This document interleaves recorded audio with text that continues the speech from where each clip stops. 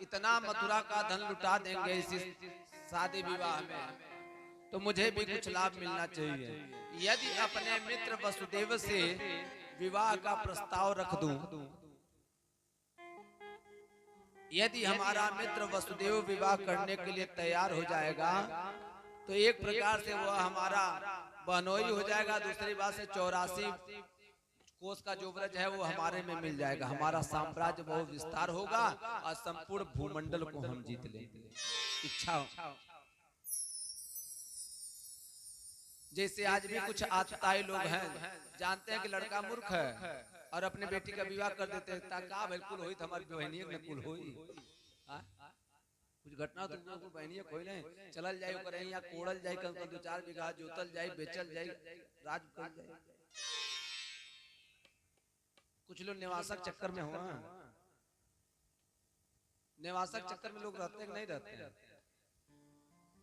लेकिन आप सुने भी कहावत है कि नानिक धन और जजमानिक धन ना ही आता।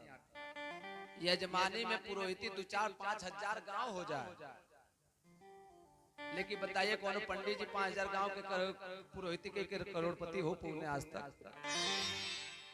वो जौने स्तर से शुरू रहना वही स्तर पे आजो बाटे। उसी प्रकार आप बताइए जब नानी के यहाँ केहू के निवासा मिल जाए तो सुनिए कि कोई पनप पाया हो, लेकिन क्यों नहीं पनप पाया है उस पे भी कारण है। क्यों यजमानी के धन से नहीं कोई पना, क्यों नानी का धन लेकर पनप नहीं? क्योंकि प्रसंग बस आ गया तो बता देता हूँ। जब नानी नाना मर जाते हैं, उनके पास कोई संतान नहीं रहती है, तो जो बेटी जाती है निवासा लेने के लिए वो उसका धन उपभोग करती है, उसकी खेती उसका परिवार सब कुछ उपभोग करती है। तो बेटी जब तक रहती है तो अपने माता पिता को तर्पण पिंडदान करा देती है, लेकिन जब वो मर जाती है तो जो उसके अंश वंश जो उसका उपभोग करते हैं उनको पिंडदान छोड़ देते हैं।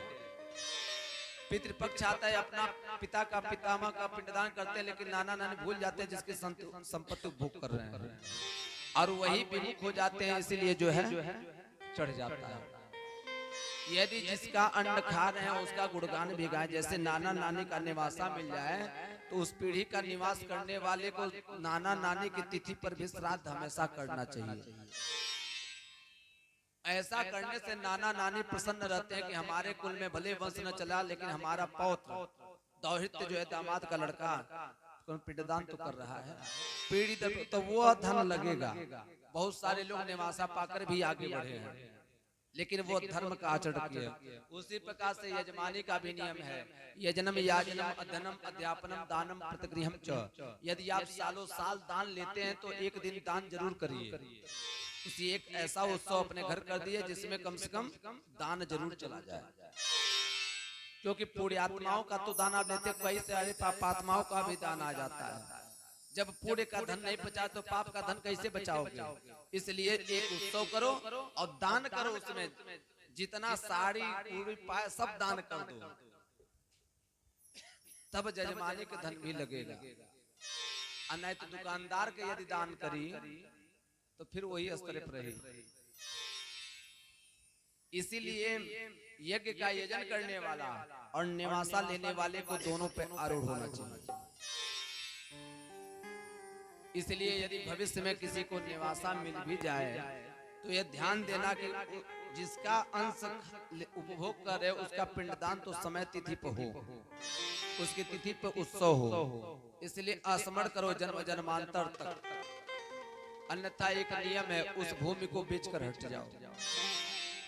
ये भी नियम बनाए गए हैं कि यदि आप नहीं कर पाते हो तो हट जाओ वहां से। यदि जाके वहीं बस गए तो पहले शत्रु कौन बनेंगे? तुम्हारे परिजन, नाना के भाई, नाना के भतीजा, पटीदार लोग। और दूसरे शत्रु कौन बनेंगे? गांववासी। कान कहाँ कर लाके यहाँ बस गए, कहाँ कर यहाँ आके बस गए। इसलिए दोनों आचरण से बचना चाहिए, ये दोनों नियम है। आज वही भावना कंस के अंदर आई है कि यदि मैं वसुदेव से अपनी बहन देवकी का विवाह कर दूं तो 84 क्रोश का व्रज हमारे में मिल जाएगा और सारे यादव हमारे समधी बन जाएंगे, संबंधी बन जाएंगे और हमारा एक छत्र राज हो जाएगा। कूटनीति रची है। जा रहा है बहन की शादी करने लिए कुटिम। बताते हैं कि वसुदेव तो गुणज्ञ थे ही, धर्मज्ञ थे ही। जब उन्होंने सुना है कि देवकी का विवाह कंस हमसे वर्णित करना चाहता तो स्वीकार कर, क्योंकि देवक के गुणों से बहुत फलीभूत थे हमारे वसुदेव जी महाराज।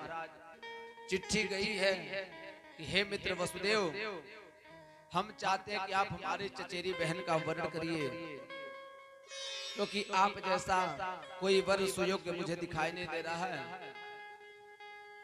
वसुदेव जी महाराज स्वीकार कर लेते हैं और इधर वही कूटनीति रच रहा है। मैंने कहा कि कोई ऐसा उत्सव न हो जो दूसरे को दिखाने के लिए। शास्त्र भी कहता है अगर 2-4 बच्चियां अपने पास हो ना तो समान विवाह करिए, किसी का ऊंचा किसी का नीचा मत करिए। तात्पर्य किसी के विवाह में अगर 5 लाख दे दिए हैं तो दूसरे में 10 लाख देने की कोशिश मत करिए, उसको भी 5 दीजिए। नहीं तो हो जाएगा कि हमारे ब्याह में बुलेट नहीं मिलल और ब्याह में चरपहिया मिलल, और यही दुख का कारक होता है, यही पाप लग जाता है माता पिता को। समान करना चाहिए। 4 बेटियां, चारों को समान, जो उसको दीजिए वही उसको दीजिए, वही उसको दीजिए। ऐसा मत समझिए कि समाज बदल रहा है तो बदलते हैं तो ना, ये समाज धर्म नहीं स्वीकार करता है। धर्म ये स्वीकार करता है कि बेटियां समान हैं, अगर गर्भ से आई है समान तो समान विवाह करिए, सबका एक समान। हाँ, बढ़ा चढ़ा के जब बंटवारा करना हो तो बुलाइए कि बेटा ये मेरा धन है, चारों बांट लो। अब चारों का उपभोग तुम जिस प्रकार करो। लेकिन यदि यह निर्णय माता पिता करते हैं तो वह गलत करते। किसी का विवाह बहुत धूम